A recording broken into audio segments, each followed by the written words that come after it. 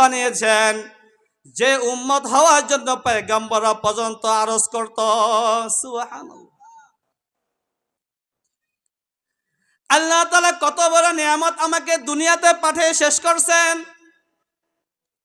যদি বলে হুজুর আমরা দুনিয়াতে এসে এত নিয়ামত পাইলাম, কিন্তু আমার প্রতিবেশী যে সমস্ত নিয়ামত পেয়েছে তার মতো আমার কোনো কিছু না।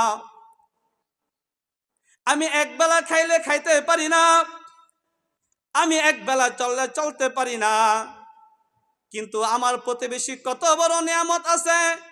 ঢাকা শহর বাড়ি আছে, গাড়ি আছে, সব কিছু আছে, কিন্তু আমার তো কোনো কিছু নাই।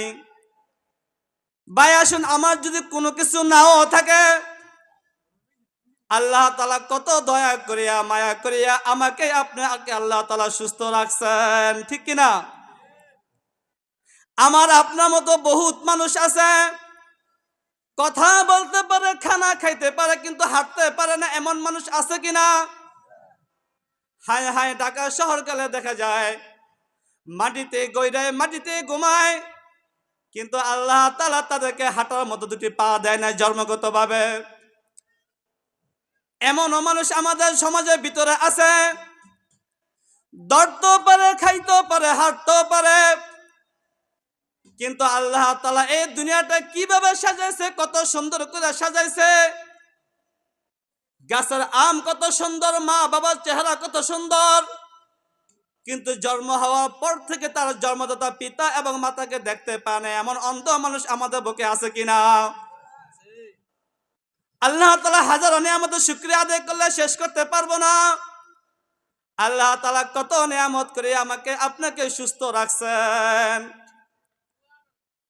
বহুত মানুষ আমাদের সমাজের ভিতরে বসবাস করে, হাত আছে, পা আছে, চক্ষু আছে, হাঁটতেও পারে, সবকিছু ঠিক আছে, স্মার্ট চেহারা, কিন্তু মাথার নাকটা একটু ঢিলা হয়ে গেছে, রাস্তায় হাঁটে, রাস্তায় খায়, পাগলের মতো চলাচল করে, এমন মানুষ আছে কিনা ভাই?